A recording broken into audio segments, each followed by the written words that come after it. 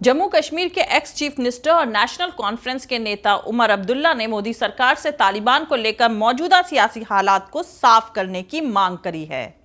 News agency ANI के मुताबिक उमर अब्दुल्ला ने मोदी सरकार से पूछा है कि तालिबान या तो टेररिस्ट ग्रुप है या नहीं है। प्लीज इस मसले को क्लियर करें कि आप उन्हें कैसे देखते हैं। अगर वो टेररिस्ट ऑर्गेनाइजेशन है तो आप उनसे बात क्यों कर रहे हैं। जैसा कि आप लोग को पता ही है कि कतर की राजधानी दोहा में भारत के एम्बेसडर दीपक मित्तल ने तालिबान के नेता शेर मोहम्मद अब्बास इस्तानिकज़ई से बात करी है।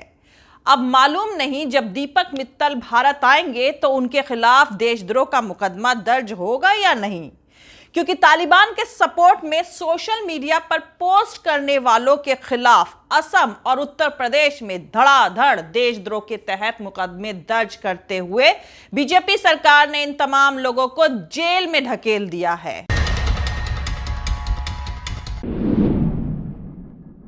तो दोस्तों 31 अगस्त 2021 की तारीख अफगानिस्तान की हिस्ट्री में हमेशा के लिए दर्ज हो चुकी है, क्योंकि अमेरिका अफगानिस्तान से अपनी फौज और लोगों को बाहर निकालने के लिए तालिबान की तरफ से दी गई इस डेडलाइन पर कायम रहते हुए अफगानिस्तान छोड़ चुका है।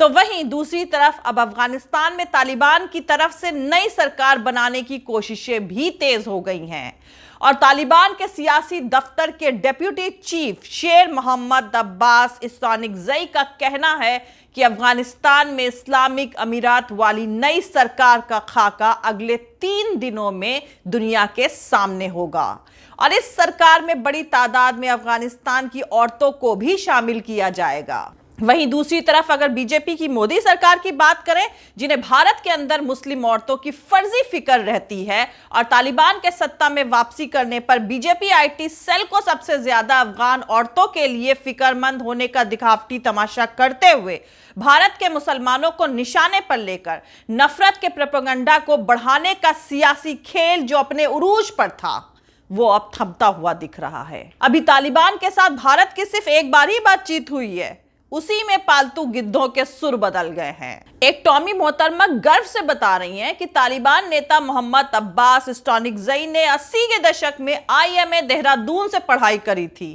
जरा सोचिए दोस्तों, अगर इस्तानिकज़ई ने दारुल उलूम से पढ़ा होता तो क्या तब भी ये टॉमी मीडिया का डेलीगेशन बदले हुए सुर पर यही नाच दिखाता रहता जो इस वक्त भारत के एम्बेसडर दीपक मित्तल और तालिबान के नेता शेर मोहम्मद अब्बास इस्तानिकज़ई की बातचीत के बाद दिखा रहा है। खैर, हकीकत यह है कि मोदी सरकार को बहुत बड़ा सियासी झटका लगा है और भारत के अंदर अपनी नफरती सियासत के चलते मोदी सरकार भारत के बाहर इंटरनेशनल प्लेटफॉर्म पर एकदम अलग थलग पड़ गई है। तो आपको बता दूं कि पिछले साल अफगानिस्तान कॉन्फ्रेंस में Indian foreign minister S Jaishankar ने कहा था कि अफगानिस्तान का ऐसा कोई हिस्सा नहीं है जहां भारत डेवलपमेंट प्रोजेक्ट्स पर काम नहीं कर रहा है।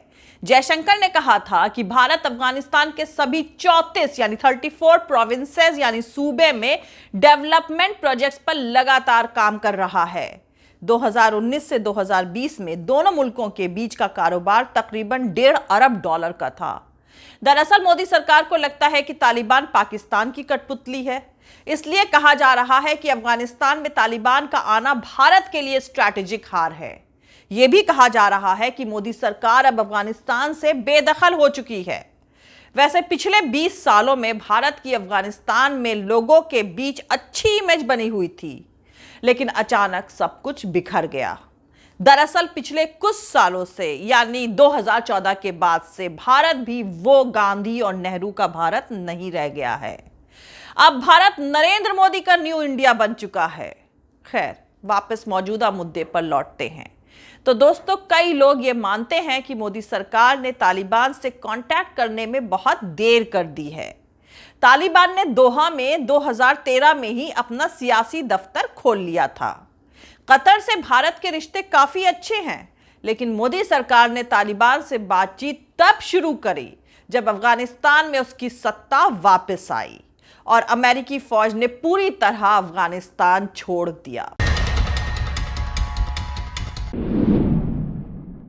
वहीं कतर में अफगान तालिबान के सियासी दफ्तर के डिप्टी चीफ शेर मोहम्मद अब्बास स्टोनिकज़ई ने कहा है कि अफगानिस्तान में 3 दिन के अंदर नई सरकार का ऐलान कर दिया जाएगा। उन्होंने कहा कि नई सरकार में उन लोगों को शामिल नहीं किया जाएगा जो पिछले 20 सालों से अफगान सरकार में थे। उन्होंने क्लियर कर दिया है कि पिछले 20 सालों से जो चेहरे किसी ना किसी तौर से अफगानिस्तान सरकार का हिस्सा रहे हैं वो नई सरकार में नहीं होंगे। अब्बास स्टोनिकज़ई के मुताबिक उनकी नई सरकार में पाक, साफ और हाईली एजुकेटेड लोग शामिल होंगे। सबसे अहम बात यह है कि शेर मोहम्मद अब्बास स्टोनिकज़ई ने कहा कि उनकी सरकार में औरतों को भी शामिल किया जाएगा। उन्होंने कहा कि इसमें कोई शक नहीं कि नई सरकार में बड़ी तादाद में औरतें शामिल होंगी। अब्बास स्टोनिकज़ई ने दावा किया कि उनकी सरकार में महिलाओं को लेकर कोई दिक्कत नहीं है और सभी औरतें दफ्तरों में काम करेंगी। डोनाल्ड ट्रंप के चक्कर में डिप्लोमेटिक सियासी खेल हार चुकी मोदी सरकार का अब तालिबान को लेकर रुख बदलता हुआ दिख रहा है। ट्यूसडे इवनिंग को मोदी सरकार की फॉरेन मिनिस्ट्री ने पहली बार खुलकर बताया कि कतर में भारतीय राजदूत दीपक मित्तल ने तालिबान के नेता शेर मोहम्मद अब्बास स्टोनिकज़ई से मुलाकात करी है। हालांकि कई लोग मानते हैं कि भारत और तालिबान के बीच कांटेक्ट पिछले कई महीनों से था, पर यह पहली बार है जब मोदी सरकार ने ऑफिशियली माना कि तालिबान से बात हुई है। मजेदार बात यह है कि मोदी सरकार ने कहा है कि ऐसा तालिबान की गुजारिश पर किया गया है। कई जानकारों का मानना है कि तालिबान की तरफ से गुजारिश किया जाना और मोदी सरकार का उस गुजारिश को कबूल कर लेना एक पूरी तरह से बदला हुआ रुख है। हालांकि दूसरी तरफ सियासी गलियारों में यह भी कहा जा रहा है कि मोदी सरकार तालिबान को लेकर बेहद अलर्ट यानी बेहद सतर्क है। दरअसल जानकारों का मानना है कि मोदी सरकार की फिक्र तालिबान की पाकिस्तानी सेना और वहां की खुफिया एजेंसी से करीबी को लेकर सबसे ज्यादा है। दूसरी तरफ पाकिस्तान भारत पर इल्जाम लगाता आया है कि भारत अफगानिस्तान की जमीन का इस्तेमाल उसके खिलाफ कर रहा है। अब तालिबान पाकिस्तान को अपना दूसरा घर बता रहा है और चीन भी तालिबान के साथ खड़ा हुआ है। दूसरी तरफ अमेरिका बोरिया बिस्तर समेट कर जा चुका है और मोदी सरकार बिना किसी चॉइस जैसे हालात में खड़ी नजर आ रही है। भारत को लग रहा है कि कहीं अफगानिस्तान भारत में इस्लामिक एक्सट्रीमिज्म को मदद करना ना शुरू कर दे। 1996 से 2001 तक जब तालिबान अफगानिस्तान की सत्ता में था तो उसे इंटरनेशनल अलगाव झेलना पड़ा था। उसे सिर्फ 3 मुल्कों ने रिकॉग्निशन दिया हुआ था, लेकिन इस बार हालात बिल्कुल अलग हैं। इंडियन फॉरेन मिनिस्ट्री ने अपने बयान में कहा है कि तालिबान के रिप्रेजेंटेटिव ने भारत को भरोसा दिलाया है कि सारे मुद्दों को पॉजिटिव तौर से देखा जाएगा। वैसे भारतीय एम्बेसडर ने तालिबान के जिस रिप्रेजेंटेटिव शेर मोहम्मद अब्बास से मुलाकात करी है, उन्होंने देहरादून के इंडियन मिलिट्री एकेडमी से ट्रेनिंग ली थी। शेर मोहम्मद अब्बास ने कहा था कि भारत को अफगानिस्तान से सियासी और कारोबारी रिश्ते बनाए रखने चाहिए। इससे पहले भारत तालिबान को एक टेररिस्ट ग्रुप मानता था। मोदी सरकार को हक्कानी ग्रुप को लेकर भी काफी फिक्र है। ये तालिबान का ही हिस्सा है। 2008-2009 में तालिबान के नेता सिराजुद्दीन हक्कानी को ही भारतीय दूतावास पर हमले का जिम्मेदार माना गया था। वहीं जैसा कि आप सबको पता ही है कि अगस्त के महीने में यूनाइटेड नेशन सिक्योरिटी काउंसिल की प्रेसिडेंटशिप यानी अध्यक्षता भारत के पास थी और अगस्त के महीने में ही अफगानिस्तान में सब कुछ हो रहा था। लेकिन भारत ने तालिबान को लेकर कभी कोई कड़ा रुख नहीं अपनाया। हालांकि भारत यूएन सिक्योरिटी काउंसिल में टेम्पररी तौर पर ही मेंबर है, लेकिन फिर भी कोई भी प्रपोजल पास होने के लिए भारत के सिग्नेचर जरूरी थे। अफगानिस्तान को लेकर भारत की अध्यक्षता के आखिरी दिन भी एक प्रपोजल पास हुआ, लेकिन उसमें भी तालिबान को लेकर कोई एग्रेशन नहीं था। वहीं चाइना की फॉरेन मिनिस्ट्री के स्पोक्स पर्सन वैंग वेनबिन ने कहा है कि अफगानिस्तान एक मजबूत मुल्क है जो हिस्ट्री में कभी नहीं झुका है। चीन और अफगानिस्तान दोस्त मुल्क हैं। चीन अफगानिस्तान का नुकसान नहीं करना चाहता है, न ही अफगानिस्तान चीन का बुरा चाहता है। दोनों ही देश एक दूसरे की मदद करते हैं।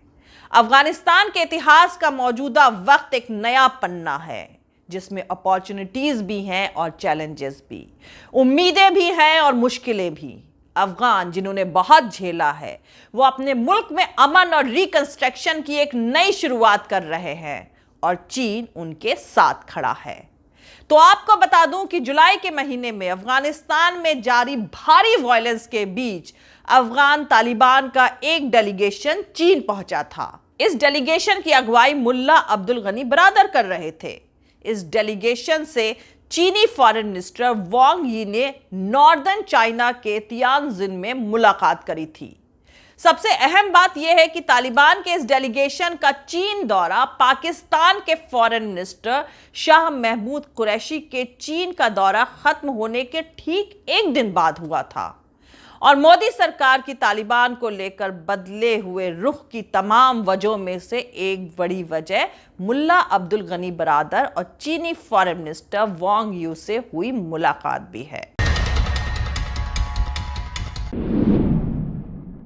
जय हिंद, सत्यमेव जयते, अल्लाह हाफिज। दोस्तों, हमारा पूरा वीडियो और दूसरे और वीडियोस देखने के लिए हमारा YouTube channel political Tamasha with doctor Arshi को सब्सक्राइब करके वहां पे लगी बेल आइकॉन को जरूर दबा दें ताकि आपको हमारे आने वाले हर वीडियो की अपडेट्स मिलती रहे। और दोस्तों, अगर आपको हमारा काम पसंद आता है, हमारे वीडियोस पसंद आते हैं तो www.patreon.com/dr अर्शी खान पर जाकर डोनेट करके आप हमारे काम को सपोर्ट कर सकते हैं। दोस्तों, अगर आपको हमारा वीडियो पसंद आता है तो लाइक और शेयर करना हरगिज नहीं भूलें। आप हमें फॉलो भी कर सकते हैं हमारे ट्विटर, इंस्टाग्राम और फेसबुक पेज पर। मेरा ट्विटर हैंडल है @arshi_aziz khan। थैंक यू, मिलते हैं अगले वीडियो में।